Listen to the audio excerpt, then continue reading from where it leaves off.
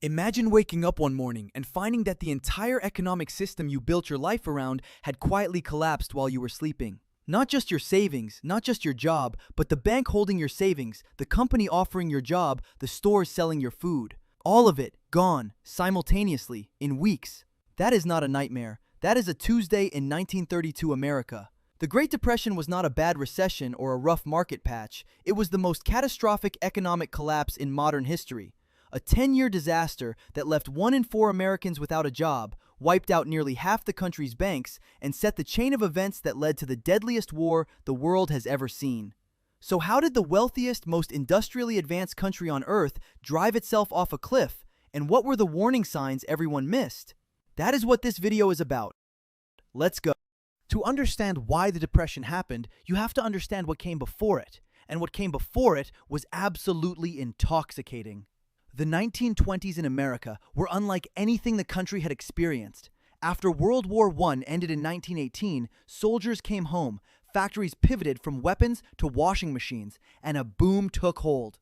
Unemployment sat at just 3.2% in 1929. New inventions, radios, refrigerators, vacuum cleaners were rolling off assembly lines into living rooms across the country. For the first time, ordinary families could buy things they could not yet afford using a brand new concept, installment credit. Buy now, pay later. This was revolutionary and dangerously seductive.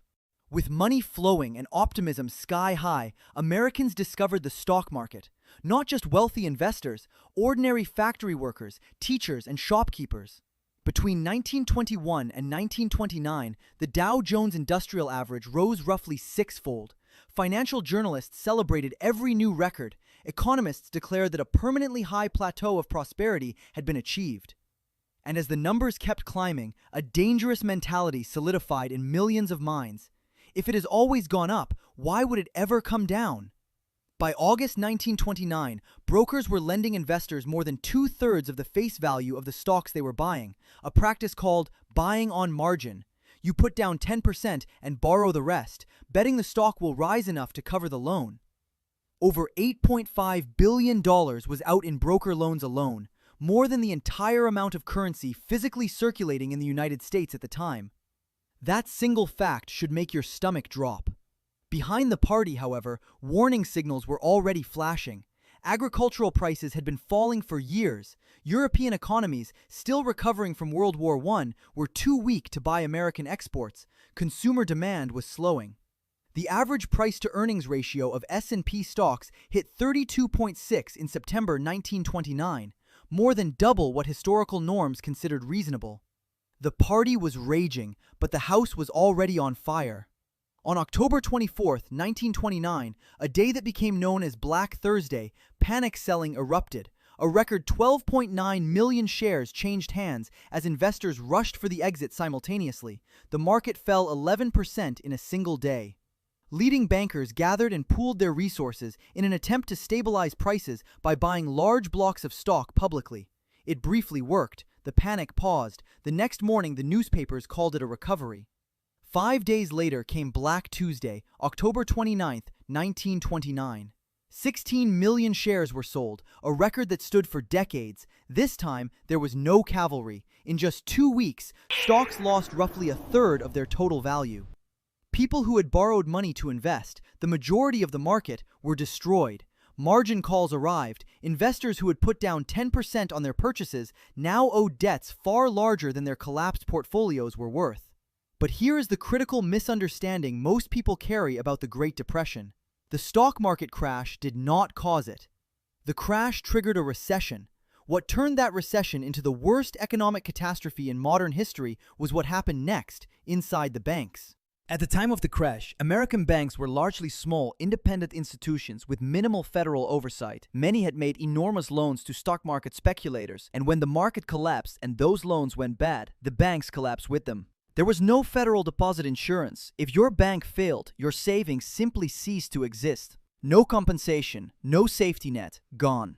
When headlines about bank failures began spreading, something more dangerous kicked in: panic. People with money in perfectly healthy banks flooded branches demanding their savings. This is called a bank run, and it is a self-fulfilling prophecy. Even a financially solid bank cannot survive if all depositors demand their money simultaneously, because banks lend most deposits out and don't keep the full amount in reserve. In December 1930, the Bank of United States in New York City collapsed after a false rumor triggered a run, brought down not by bad investments, but by a rumor and a crowd.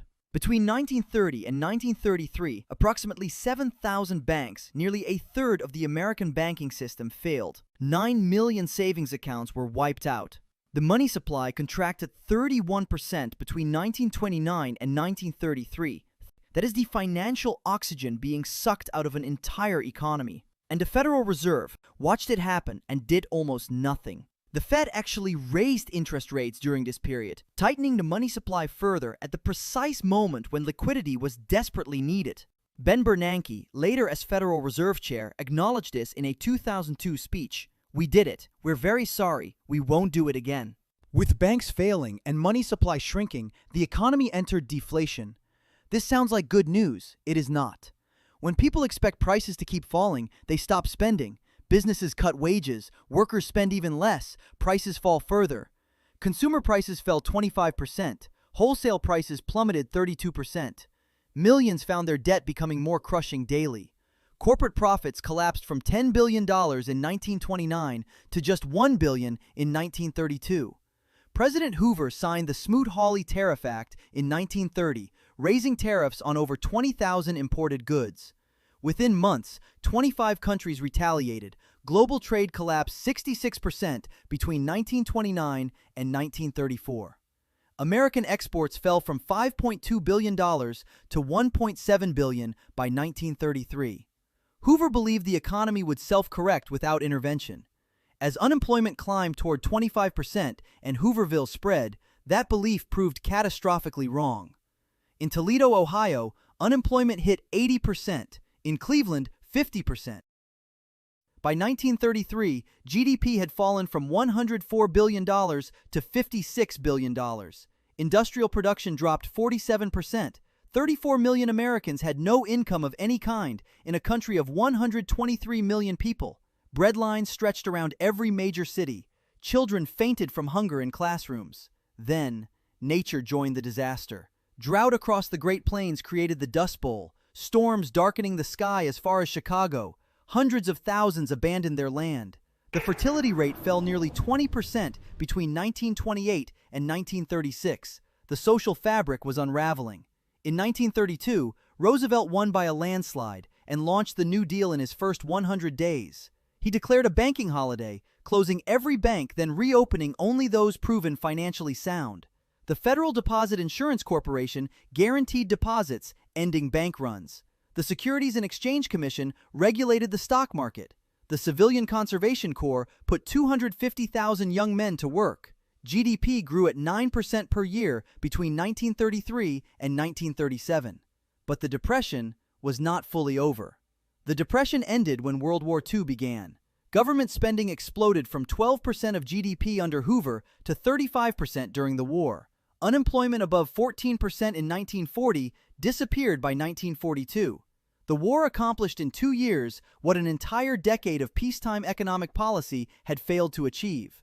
The lessons are not historical curiosities. Easy credit fuels speculation. Speculation detaches prices from reality.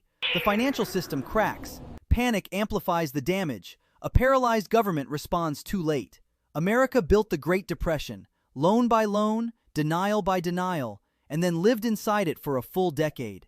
The question is not whether something like it could happen again. It always eventually does. The question is whether we recognize the party ending before the lights go out. Subscribe if you want to keep reading the reports so you don't have to. We'll always keep going much, much deeper.